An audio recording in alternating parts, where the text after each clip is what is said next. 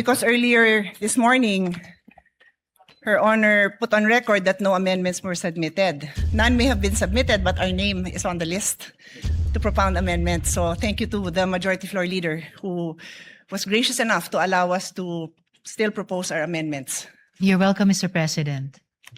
I made a record earlier that I there thank the were... Majority Floor Leader, not Her Honor, because Her Honor closed the period of amendments despite our name being there. Unang araw pa lang mga kaibigan ng special session dito sa Senado, butata na itong si Ontiveros mga kaibigan. Dahil kitang-kita mo naman entrada pa lang ni Senator Pia Cayetano, tostado na itong si Abugaga mga kaibigan. Kaya ngayon naleksyonan ng tunay na abogado itong si Risa Ontiveros. Kaya itong si Senator Senator Pia Cayetano mga kaibigan nun, ay talagang hindi pinalagpas. Kasi nga to be honest mga kaibigan, sinara na ni Risa Ontiveros for amendments itong batas na pinag-uusapan nila.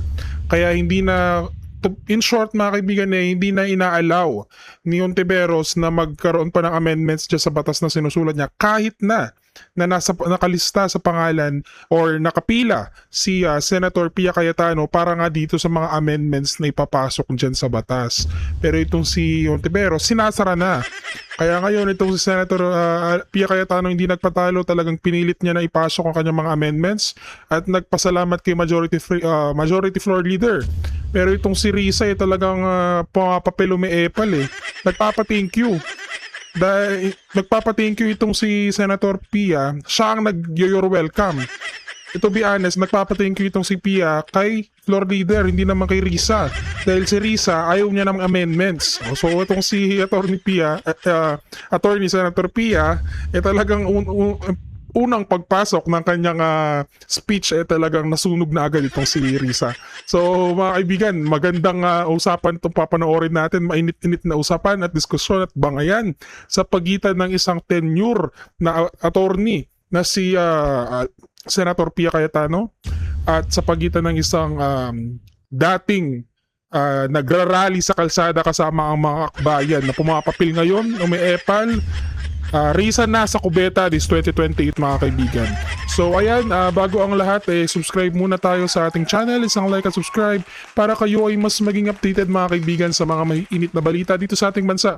Katulad nitong papanoorin natin ngayon. Kani-kanina lamang ito mga kaibigan, nasa kung saan itong si Villanueva talagang takot na takot makasuhan, lumipat na po sa majority, natakot dito kay Bangag Ngayon ko napatunayan mga kaibigan napatunayan natin lahat na hindi lahat ng mga senador na nagpapakita ng kanilang mga yun yung tunay na nila. Imagine itong si Senator Villanueva, isa po itong pastor. Tapos ngayon patuloy niya ginagamit ang kanyang community. Tapos ngayon mapagkakaalaman natin na traidor, takot sa kanya harapin ng kanyang sariling multo at ngayon ayaw niya makulong, tumaliwas sa bumaliktad, di ba? Ngayon, maging ang kanyang mga supporters wala na ring tiwala sa kanya. Ang dami pong nagsasabi na #Judas is Lord daw. Dahil itong si Villanueva magnanakaw na nga, traidor pa. So, wala na. Testaban, Judas man na po siya ngayon. Tignan natin kung lulusot pa sa 2028 itong si Villanueva. Ayan nakuha ng flood control ang Senado, mukhang babaha na naman. Judas is Lord, sabi ni Senator ex-Congressman Kiko Barzaga. Ito pa dati bilib ako kay Vico Soto, pero kung magiging katulad lang din niya naman si Itbulaga tsaka si Ben Dilo, pati si Boy Robos, tadi wag na lang. O nga naman, kasi itong ako din naman medyo bilib ako dito kay Vico Soto.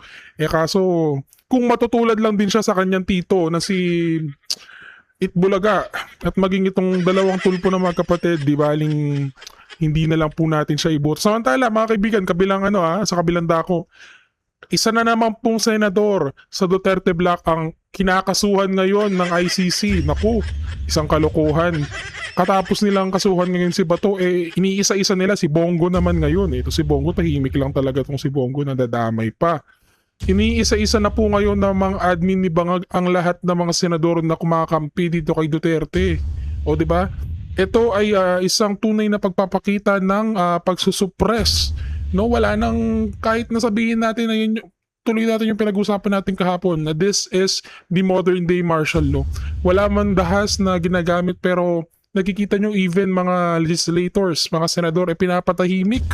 Di ba? Kinukulong. Si Ejercito. Di ba? Ito si Ejercito kahit nakulong ngayon prisoner medyo may bilib tayo sa kanya may tira pa ring dangal at prinsipyo sa kanya dahil hinarap niya ang kanyang kaso, pinanindigan niya, hindi siya bumaliktad, hindi siya natakot, hindi katulad nitong ni Judas Man, no? Kaya itong si Villanueva nakakalungkot dahil ang daming mga supporters niya na mga kasama niyang nagsisimba sa kanyang mga simbahan ang bumaliktad na rin at hindi na nagpakita ng suporta. Pinagsabihan na yan ng kanyang tatay pero hindi pa rin nakinig talaga itong si Jovel kay Brother Eddie. O anyways mga kaibigan, napahaba ang ating intro. Panoorin naman natin ngayon itong mainit na diskusyon sa usaping PhilHealth. Kaya itong si Senator Pia Cayetano hindi pinalagpas kasi PhilHealth po ang pinag-uusapan. At itong si Risa, bilyon-bilyon po ang kanyang insertions dito sa PhilHealth. Kaya itong si Senator Pia Cayetano hindi niya papalagpasin. Panoorin natin. Round 1, Pia versus Risa. Panoorin po natin lahat ito mga kaibigan. To remind the sponsor, when we were in the period of interpellation, this representation agreed that we close the period of interpellation on the condition that we would be able to propound questions during the period of amendment to help us formulate the proper amendments and to also enlighten the body on the issues because for the record, this bill amends the law that this representation sponsored 15 years ago. So I also congratulated the sponsor during my first amendment that the first time I made amendments that it is high time that we review this. So I'm supportive of this, but I just need to be able to propound these clarificatory questions because I hope the body will engage with us because I think it requires a whole of body approach in solving this issue. Because the next issue I'm going to take up might have a very big impact on the financial constraints of government. So if with her honor's permission, can I proceed? Yes, Mr. President. So we will start now on section 2, which is Just to put everyone on the same page, we provided a clean copy to the body dated May 19. no? So, Yes, Mr. yeah, President. so that will be the base bill that we'll be referring to. okay. So I would like to bring the body up to speed. No, the current law requires that there is a promissory note that is executed by the patient, and the reason for this, dear colleagues, is because a lot of the private hospitals, they do not have endless cash flow. They are also running a business. Karamihan po niyan mga single proprietary owners na mga doktor mismo, and they also have to pay for their staff, for their lab technicians, for they have to cover all the investments they made, the purchases of their equipment, etc. So the reason that the law requires a promissory note kasi hindi naman din kayang saluhin ng mga private hospitals yung yung hospital bill ng mga pasyente. Sino magbabayad, di ba? I mean, common sense po sa lahat ng kahit sari-sari store ka, kahit anong negosyo mo, at some point somebody has to pay the bills. So ang law natin as it stands may promissory note, but the proposed amendment of the sponsor is provided that no promissory note shall be required of indigent patients who have been endorsed by the Medical Social Services Office of the hospital, medical clinic, or any similar facility to the Department of Social Welfare and Development. Provided further that those patients who are partially recovered shall sign a waiver undertaking that they are assuming the risk of the consequences for requesting for discharge despite having not fully recovered. So ang question po natin sa sponsor natin, magkano ho ang impact nito sa ating private hospitals na wala ng promissory note? magkano ba ang normal? Her Honor can answer in any way she would like based on the data that she has. Ilan ba ang indigent patients natin na pumapasok sa DOH hospitals? Because for now, pag DOH hospital, sabi ng DOH at ng PhilHealth, wala nang babayaran. Yun ang zero Balance billing. ZBB. Zero, I was gonna say zero sum. Parang iba namang concept yun. Zero balance billing, ZBB. So yan ang DOH hospitals. And then, na-cover na ba yung LGU hospitals? Hindi pa? Hindi pa po, parang nagpa-pilot na lang. Okay. So yung question natin, when this was first brought up, I think we were deliberating the budget. Alam ni Senate President yan kasi siya yung chairman ng ating Committee on Finance. Yung question is, paano naman yung mga LGU hospitals? Kasi if you are a patient, you do not even distinguish between a DOH hospital and an LGU hospital. Basta you will go to a hospital that is near you and that can take care of you. So hirap na hirap yung mga mayor na masabi sa pasyente na, ay hindi ka namin covered kasi hindi kami DOH. LGU, yung pasyente, ha? They do not understand that distinction because in their mind, this is a public hospital. Sabi, ZBB. So later on, nag-clarify ang DOH na DOH hospitals lang. And then now, my understanding is they are piloting some LG hospitals. I might have some numbers. I will also be happy to share what I have, but I believe it is incumbent upon the sponsor who is now proposing na wala ng promissory note kasi sino ang sasagot nito? Ang concern ko is we are partners, public and private institutions are partners in delivering health service in this country. So we do not want to see these private hospitals shut down because wala na hong magbabayad ng kanilang mga bills. I don't know if there are arrangements that have been made already prior to the passage of this bill to ensure that these private hospitals will be paid. Because even the LGU hospitals, nandun pa lang tayo sa dry run or ang tawag doon? Pilot testing. So I give the floor to Her Honor to enlighten us because I would love to be able to support the needs of the indigent patients, but I also don't want the private hospitals to close. Thank you, Mr. President. Of course, I also share that particular concern of the gentle lady from Taguig and Pateros. As to her first question, kung magkano lahat-lahat ang magiging financial implications sa mga ospital kung maipasa natin itong batas na ito. Unfortunately, there's no concrete data of the universe of that amount, but at the very least, pwede nating sabihin na variable yung fees, no? The fees range from as low as 50,000 pesos to 1 million pesos per patient. Depende sa kaso. Then of course, we would need to multiply that to come up with the range, multiply that with yung pangalawang tanong ng gentle lady kung ilan lahat yung mga indigent patients ang hindi nakakasettle ng bills nila under the current system. And before I go to ano yung kapalit ng current system proposed in this bill, I would just like to note, Mr. President, na because of this concern being raised by the gentle lady, kaya alam ko rin po na Senator Joel will also propose amendments in terms of transparency of billing and charges dahil sa cost variability na ito. Alright, then dako na po ako, Mr. President, sa kung hindi na magpapatuloy yung kasalukuyang promissory note system, ano naman ang kahit papaanong mga garantya o reassurance sa mga ospital na they will be eventually paid. The bill proposes at least 5 which may be used either singly or in combination with each other. So the promissory note or yung katumbas ng promissory note shall be secured by any or a combination of the following: a mortgage over real or personal property of the patient, a relative, or a co-maker. B, a guarantee of a co-maker who shall be jointly and severally liable. C, a deed of assignment. Dito, importante, Mr. President, Gentlelady, yung papel ng mga government financial institutions. A deed of assignment of the loan proceeds or benefits entitlement from the Social Security system or the government service insurance system in case the patient is an active member thereof.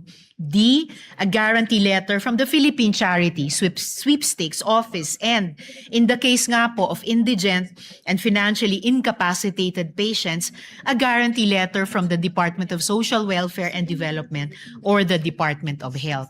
So, at least in the interim, Mr. President, between when dapat ma-discharge na yung indigent patient kahit may balanse pa siya sa bill and the time na mako-compensate nga yung ospital, ito po yung nakitang mga kapalit na mala promissory note o garansya para sa kanila, Mr. President. Mr. President, perhaps the sponsor can enlighten me because, with all due respect, yung binasa niyo po is Section 2, which states the promissory note shall be secured by any or a combination of the following. Yun ang binasa nyo. So this is, the promissory note will be secured by these items, yung inisa-isa nyo. What you told me is ito yung mga kapalit ng promissory note. Hindi ho yan ang nakasulat sa bill ninyo, Mr. President.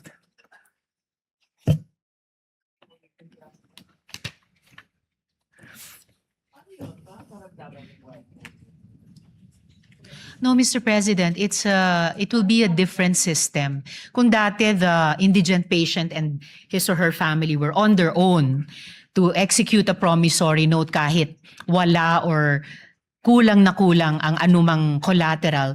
Here, there is a promissory note in their name but backed up not by them all by their loan sum, pero itong mga social protection and government financial institutions natin.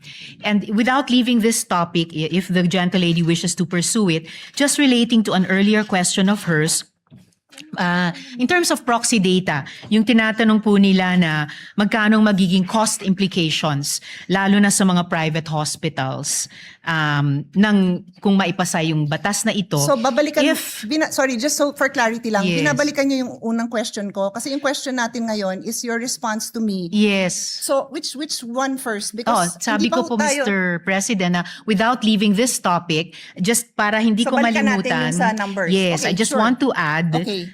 yung sagot ko kanina dun sa isa sa mga naunang tanong ng gentlelady na to use proxy data, if private hospitals are claiming 7 to 10 billion pesos from PhilHealth, then at least for purposes of discussion, we could assume around that amount yung implication sa kanila kapag maipasa itong batas. So that 7B to 10B worth of payments due sa kanila ay ipasasalo natin sa ganitong bagong sistema. And then, again, mindful of Can the... I comment on that one? Yes, Kasi Mr. President. otherwise, either I'll comment on this now or Yes. ililista ko lang kasi It's all right, Mr. President. sige. So, the gentlelady may her proceed. honor's theory is that based on the claim of private hospitals to PhilHealth, and her honor said it is 7 to 10 billion, yan yung ina-assume ng ating sponsor na amount that is needed to cover indigent patients. Yes, Mr. President. Saan mo nanggaling yung figure na yon? From PhilHealth, Mr. President, we Eh, disaggregated. what is the exact line item for that? Because I've sponsored the budget of PhilHealth and maraming hinihingi ang PhilHealth. So hindi ko kayang tanggapin na yan necessarily ang pang-indigent because the record also shows napakaraming indigent patients who don't bother going to the hospital because alam nilang wala silang pangbayad. So this is probably the bill for lower middle class or middle class patients who cannot even cover the bill. Hindi pa yata ito yung sa indigent. So we have to be clear if we are going to mention numbers that this definitely covers the sector that we are referring to. Yun lang naman yung reason kung bakit nagtatanong ako ng numbers kasi nakakatakot magpasa ng batas na to at batas ko to at gusto ko naman talaga siyang pagandahin na hindi tayo clear sa figures natin, Mr. President. Yes, Mr. President, I'm just pulling up the disaggregated data for which we came up with this proxy data of a range of 7 to 10 billion pesos. And I will be giving that to the gentlelady during this interpellation or this period of amendments. Additionally, Mr. President, before returning to the latest concern of the gentlelady, mindful of the apprehensions and reservations raised by the good senator from Taguigan Pateros regarding the possible cost implications to government, the sponsor wishes to place on record that the provision is anchored on the availability of medical assistance programs of various government agencies as provided under this bill na binanggit ko nga, Mr. President, as well as, of course, the continued implementation of the government's zero balance and no balance billing policies. And in line with this, the sponsor is likewise inclined to accept the proposed amendment of the good senator from Taguig when she proposes it, requiring the Department of Health to establish the criteria for indigency and the requirements necessary to qualify for the said exemption at a later time, Mr. President.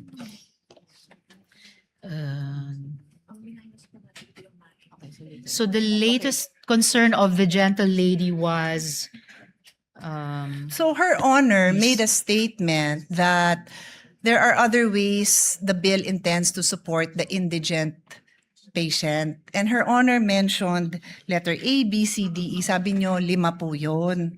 Ang sinasabi ko po sa inyo, kindly educate me because yung sinabi nyo, wala yan sa bill. Ang naka-enumerate dyan na 5 items are, it says the promissory note will be secured by any of the following. So may promissory note pa rin. So Her Honor is simply addressing dalawang sitwasyon natin.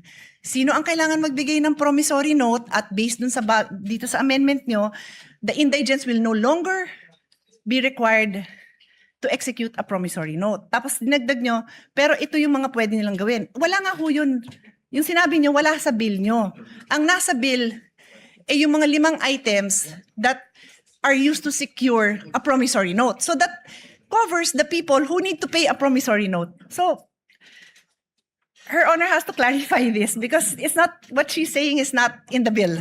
actually, Mr. President, it is in the bill. In fact, in answering this question, nag-take off po ako dun sa page 3, line 17, section 2, na kinwote ng gentlelady from Taguigan Pateros.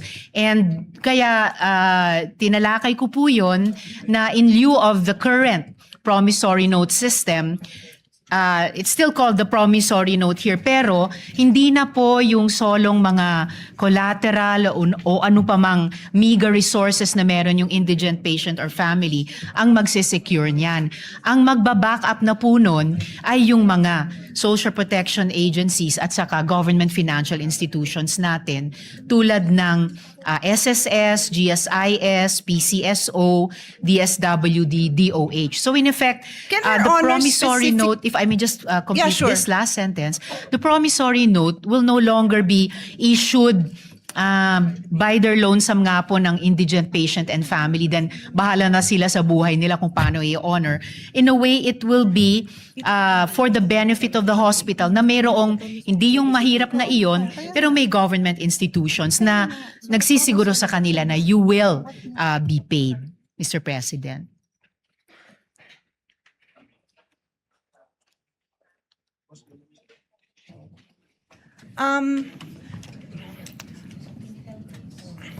Should we suspend? Because what Her Honor is saying is not written in the bill. So I don't know if We Her may Honor suspend, would Mr. President, like but- me to approach and try to explain because I understand what Her Honor is trying to say. What I'm saying is it's not written in the bill.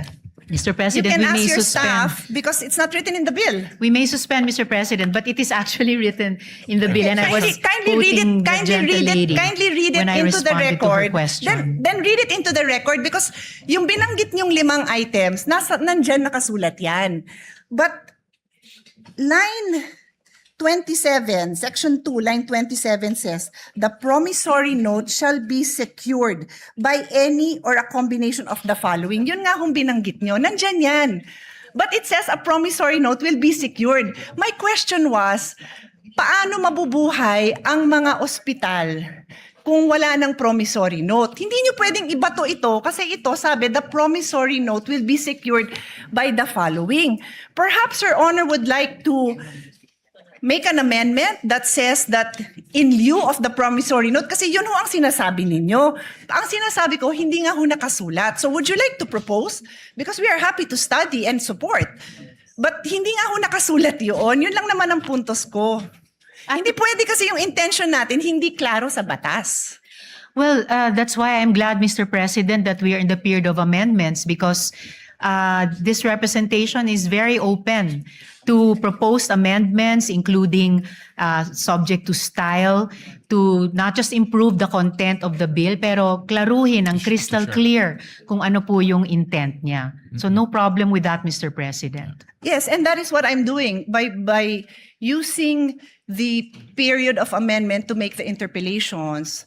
I am making it known to the sponsor that what she is saying is not in the bill. So I believe if yun po ang intention ng sponsor, then kayo po ang isulat nyo po yun kasi kayo ang nagsabing yun yung gusto nyong gawin eh. Di kayo po ang magsulat nun and we will be happy to review it kasi hindi ko po amendment yun. Ako yung nagtatanong kung ano ang gagawin ng ospital kung wala siyang promissory note. So sabi nyo ito. So tinatanong ko saan nakasulat yun?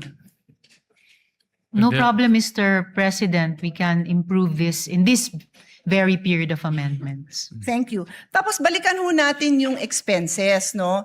I can suspend and Her Honor can look at her numbers because I will also be presenting numbers. Her Honor also mentioned 50K to 1 million per patient. So does Her Honor intend to, kasi yun yung unang binanggit nyo. So does Her Honor intend to come up with a number based on those, that range of expense? That Her Honor mentioned. Kasi kailangan nga natin ng number because we have to find out where will we get this amount to support naman these private hospitals. Otherwise, this is a disaster because ang mangyayari, pipila lang sila sa Malacanang, magmamakaawa sila na wag ipasa to. Sayang naman yung effort natin dahil we all have the same intention. Pagandahin yung health system natin. Wag ma-detain ang mga tao, masuportahan ang mga indigents, but we have to know our numbers before we make this kind of amendments. And one more on that section, so maybe we can take a break so we can work on this section. Before we go on to the one more point of the gentle lady, Mr. President, definitely this is not going to turn out to be a disaster. The whole point of the bill, as the gentle lady herself has said, is to amend and update the original law. And that is why we are in the period of amendment to further improve it, Mr. President. The only reason I use the word disaster, Mr. President, because time and again, the small private hospitals have practically kneeled down in front of us, begging us for support. So pag pinasa natin to, hindi dahil sa hindi natin kinonsider yung burden sa kanila, then disaster yun para sa kanila. At kung disaster yun para sa kanila, disaster yun sa healthcare system natin because we are partners. Yun lang naman ang sa akin. We are partners, public and private. May mga lugar, and again, the Senate President is listening intently. Thank you because alam nyo din to. There are areas where there are no public hospitals. So, private hospital yung inaasahan mo doon. Tapos, kung yung mga indigent patients, sabi natin, magpapasa tayo, wala nang promissory note. At again, forgive me kung hindi ko lang naiintindihan. Kaya nga sabi ko, please feel free to point it out and educate me kung saan dyan nakalagay. Ano ba yung in lieu of the promissory note na matatanggap ng ospital? Kasi, kung wala, mababaon sila sa utang, magsasara sila. And that threat has happened many times. Alam ni Senate President yan. Ilang beses yan hindi lang nag-threaten. Some of them really closed. During the pandemic, they closed because PhilHealth was not fast enough to reimburse them for the expenses that they incurred during the time. Marami hong nagsara. So I'm just banking on experience to ensure that what we pass is a responsible response to this issue. So before I leave section 2, ang idadagdag ko is, did Her Honor take up during the hearings this possible amendment na lahat ng indigent patients wala ng promissory note. Na-take up ho ba yan sa hearing so that you would be able to hear the concerns of the different sectors, including the small private hospitals, the small clinic owners, yung mga lying-in clinic. Maliit lang ang singil niya na pag nanganak ha, I'll try to pull out that number. It's not a huge amount because it's just a lying-in clinic, overnight pag nanganak. So pag indigent, the amendment now is lahat ng indigent patients wala nang babayaran. Wala nang promissory note. Sorry, to be clear, wala nang promissory note. So, was this taken up during the hearing so that marinig natin yung side nila? No, Mr. President, it wasn't taken up to have no promissory notes. The change, Mr. President, was that, as I mentioned earlier, hindi na po mag-isang mag-i-issue ng promissory note ang mahirap kahit sapilitang magkakabit siya ng kakarampot na nga na pagmamayari niya bilang di umanong collateral. Ang magbaback up na po ng promissory note, which is now more a document for the benefit of the hospital, ay ito nga pong mga social protection at saka government financial institutions na binanggit ko po kanina. So, ang ibig niyo, Mr. so two President. things I want to establish. Number one, hindi niyo nga na-take up yan, pero ang impact nito napakalaki sa private hospitals. Wala silang chance na marinig ang side nila kasi hindi yan na-take up during the hearing. Ang sa akin naman po, I understand, no? May liberty naman po tayo mga parliamentarians na ma-take up sa floor ang mga iba-ibang amendment. Naintindihan ko naman po yun. Pero pag napakabigat nung impact, it's either na-take up yan sa hearing or bibigyan natin sila ng time na mabigay din nila yung posisyon nila dito. Kasi sobrang laki talaga ng impact sa kanila. Please give me the number of private hospitals. 864 private hospitals. There are 864 private hospitals spread out all over the country. And like I said, there are certain areas where there are no public hospitals. So ang tatakbuhan lang ng tao, private hospitals. So kung hindi sila narinig sa hearing, sana man lang marinig din natin yung posisyon nila on this issue. And before, as I said, I leave section 2. Your Honor If keeps the gentlelady would allow, Of before we course. move to another No, I'm not leaving yet. point. I have another point on section 2. If I may just respond to this latest point. I did not say po na hindi inimbita ang mga private hospitals. We did invite them to the hearing, and as far as we can remember, they had no opposition to changing the promissory note system, and in large part changing it by backing it up, hindi sa collateral ng mga mahihirap na, kundi yung guarantee at financial capacity ng mga government financial institutions at saka social protection agencies. Ang sinabi ko pong hindi ay hindi natalakay ang isang no promissory note system. But did we invite the private hospitals? We did po, Mr. President. Yes, thank you for clarifying that. Maganda namang clarification yon kasi magandang napapakita naman natin na naimbita naman. Pero yung topic na yan hindi na pag-usapan. And if Her Honor, again, may clarify, ano ho ba yung version ng bill na natalakay doon? Yung no promissory note sa indigent patient, sabi ng ating sponsor, hindi natalakay. How about yung no promissory note to senior indigent patients? Natalakay yata yon. Tama ho ba ako? Yes, Mr. President, tinalakay po para Okay. sa senior citizens. So ang pagkakaintindi po natin, and again, correct me if my understanding is wrong, ang na-bring up at ang alam ng mga nag-attend ng hearing is that i-consider yung no promissory note sa senior indigent patient. Kaya lang, pagdating na sa committee report, naging indigent patients lahat na. Kaya nga pati yung example ko na maternity lying-in clinic, kasama na rin po dyan. Ang laki rin ho ng tama nila. When I said 800 plus hospitals,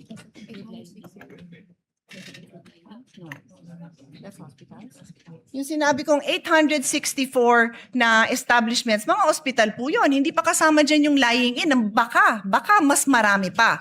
So that's why I'm just asking, do we know? And I'm not a stickler for kailangan na take up yan sa hearing. Pero ang sa akin, I am a stickler for narinig ba natin yung concerns nila at yung side nila. If merong mag-advocate for them here, that's okay. If the sponsor has information that can assure us that protected din naman yung interest nila, that hindi naman sila mababankrupt, open naman din po tayo doon. That's the only reason I bring it up, Mr. President. Now, Yes, Mr. President, I do appreciate that. And kaya nga po, the bill, gusto niyang i-bring in yung financial power at stability ng mga government financial institutions natin, including nga po the pension institutions and the social protection departments. Additionally, Mr. President, looking at page 4, lines 14 to 17, yun po yung letter E dito po sa section 2 natin, assumed po doon yung coverage for the indigent and the financially incapacitated. Kasi nga po nakalagay dito, in lieu of a promissory note, a guarantee or a reference letter from DOH or DSWD ang mag-assume. So, as the gentlelady and I were starting to discuss earlier, we can, in this period of amendments, clarify the wordings to assume that promissory equals guarantee. So, a promissory note is a guarantee note of these agencies and institutions of government. So, sa ngayon, no promissory note for senior citizens, but this representation is anticipating, or it has an amendment from the Senate President na ang mako-cover all indigent patients. And I'm very willing to, I support that. So, the amendment po, yung covering all indigent, I would accept. And that is also why, Mr. President, we are accepting, again, to reiterate, we are accepting the proposed amendment of the gentlelady for DOH to put eligibility criteria in recognition of her concern. And in fact, I already accepted that, Mr. President, last month, for the record. And for the record, I have no issue covering indigent patients. I am just asking for the financial data so that we are assured that when we go into the budget debates, we will have the full support of all our colleagues to support this amount because mababankrupt nga ang mga private hospitals. And again, I am very willing to hear the numbers to ensure that hindi sila mababankrupt kasi yun lang naman yung objective natin, Mr. President, to ensure that we have a healthy health ecosystem na buhay ang ating private health institutions at nandyan yung mga support na kailangan nila. Kasi bago nga itong factor na dinadagdag natin. It's new. It's new. It does not exist now. Indigent patients are required to provide a promissory note, which means they have the legal obligation, to be clear sa mga nakikinig, they have the legal obligation to cover that amount. That is the meaning of a promissory note. You have Yes, a Mr. legal backing President. to cover that amount. So I understand what Her Honor is saying, that she has these government agencies that will provide, and Her Honor even mentioned letter E on the next page. Wala hong problema yon, pero I will just end this point, Mr. President, and ask Her Honor to read line 27, which is on page 3. Line 27 lang po, hanggang 30, kasi marami namang nakabura doon eh. Let's put it on record. The gentlelady would like me to read it. So, page 3, lines 27 to 30, the promissory note shall be secured by any or a combination of the following. And is Her Honor, is my understanding correct that yung the following na yan nga po yung 5 na binanggit nyo? Tama ho ba ako? Tama po, Mr. President. So, ano hong binasa nyo? The promissory note shall be secured. So, we are talking about a situation where there is a promissory note involved.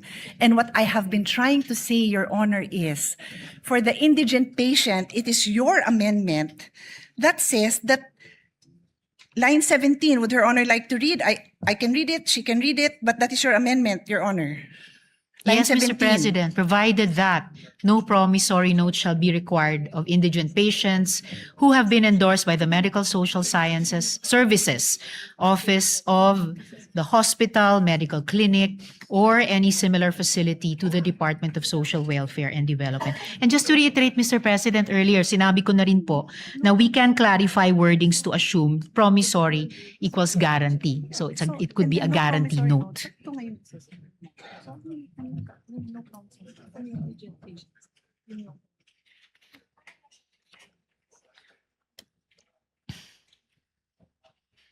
Tsaka wala rin naman pong changes sa Yes. Mr. President, assuming no sa budget allocation dahil nasa loob naman ng DOH at DSWD budgets yung MAIFIP at AIX respectively nila. Yun po yung intent din sa bill na to. Mr. President, Your Honor just read line 17, no promissory note shall be required of indigent patients.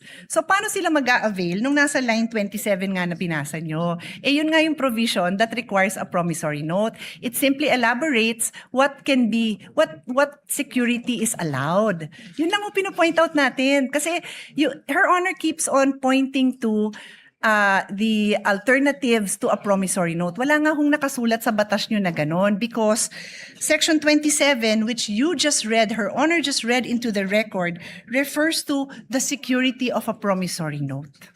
That's So why, you Mr. might require President, another provision, Your Honor. I am just trying to put into words your intentions kasi kayo ho ang may intention na ito eh. although Mr. President, as I already mentioned earlier, yung in terms of yung wording, yung language ng bill, pwede na nga pong palitan yung promissory note with guarantee note just to indicate nga na hindi na po ito yung kasalukuyan, hindi nga dating kasalukuyang sistema na sapilitang pinapapirma yung mahirap na pasyente o pamilya niya ng promissory note. Kahit halos wala siyang maidikit na collateral dyan. So if it makes it clearer, change promissory note to guarantee note. And of course, kung saan sa bill nag-a-appear yung salitang promissory, papalitan din ng salitang guarantee note. Ang importanteng pagbabago, Mr. President, ay pinapasok na po natin yung financial backing nitong mga pension systems at nitong mga government agencies, nitong mga government financial institutions, na ito yung magsaspare dun sa mahirap na pasyente at pamilya niya na sapilitang magpirma ng promissory note. Ito rin yung assurance sa ospital, pati yung mga private hospitals na definitely mababayaran sila. Kung tama po yung estimation po namin na 7 to 10 billion pesos ang financial implication, particularly sa mga private hospitals. Certainly, pag sinuma natin yung financial might nitong nakalista sa 5 letters dito, kakayanin po nilang garantiyahan yan. And yan ang assurance na mababayaran ang mga ospital sa mga serbisyong ibinibigay nila sa mga indigents, Mr. President. With the kind permission of Senator Pia, the way I understand it, dalawa po yung categories, may indigent and non-indigent. Ang indigent, hindi na po pwede mag-issue ng promissory note. Dito papasok si DSWD para to assure the payment to the hospitals. For non-indigent, pwede pa rin mag-issue ng promissory note backed by the 5 different guarantees. So, in Maaari other po, words, Mr. President. I think that's the way That it's is correct. structured. But that is correct. Yeah. So I think ang suggestion ko ho is to make it very clear that for indigent, it's the government that will assure the payment to the hospital so that yung Yes. operations nila, I see the point of Senator Pia, hindi ma-hamper yung operations nila. I think that should be stated clear in the bill. Para kung ako man si hospital, walang promissory note, si government na will step in and pay for my arrears. Yes, Mr. President. And will do to make it clearer. Pero salamat din sa pagbanggit kahit yung mga non-indigent, halimbawa yung mga middle class. Minsan, kahit middle class po ay maaring kapusin. So, this could be like a range of financial buffer para sa mga pasyente. Yung mga indigent talaga, at least masasandigan nila itong mga institusyon, and yung non-indigent, if necessary at kung magkakwalipika sa mga criteria, maaring mag-avail of din kahit partially. Pero syempre, alam naman po natin ang pinakamadalas na de-detain dahil may bill or may balanse pa sa bill ay yung mga mahihirap. So sila po yung aasahan sana natin dito sa 5 nakalista. Yeah, well, I suggest President. for the indigent good sponsor, malista natin yung DSWD, DOH, PhilHealth, even PCSO, yung mga government institutions who provide assistance so that kung ako yung hospital, alam ko, assured din ako na mababayaran din ako. Yun ang, I think Senator Pia is correct in saying, pag maliit ka, wala ka ng, you rely on your cash flow eh. Pag mawawala yung cash flow na yun, mahirapan sila to continue with their operation. And we'll provide some suggestions to that effect. Salamat, Mr. President. So ngayon pa lang, I could see two possible conditions na isasama natin or criteria. Kapag indigent patients, no promissory note. And for other patients, maaring may promissory note pero backed up pa rin by the 5 securities bilang guarantee sa ospital. And I thank the good Senate President for those for that additional guidance. Mr. President, we could suspend for the moment so that we can fix the provision with the staffs, both of the good gentlewoman and the Senate President. Yeah. So with that, Yes, yeah. but what thank you for that. Thank you for the clarification, Mr. Senate President, because that's exactly what I was trying to say. All right. I was just pointing that out, that it is not clear where that money will come from. And what we have not established is what is that amount. Because I am prepared later on when we resume to show that the amount I have is much more than, I think Her Honor said 7 to 10 billion, if I'm not 5 mistaken. to 7 billion pesos. 5 to 7. The Mr. numbers I President. have are much bigger. I just want to study it a little bit more because it's not my goal to prolong this. I also want to Tama, pass 7 this. to 10, Pero sorry. I want to be responsible about this. Otherwise, I will have to make a reservation in the passage of this measure because when the budget time comes, or even before that comes, mark my word, pipila ang ating mga private hospitals to object to the passing of this. And we don't want that. No, we want them to know that it's a Senate that listens to the people and passes responsible bills. Thank you, Mr. President, for your clarification. Session Just correct my last note, Mr. President. 7 nga po, 7 to 10 billion Yeah. pesos. My numbers are Thank you, much Mr. higher, Mr. President. President. Session suspended.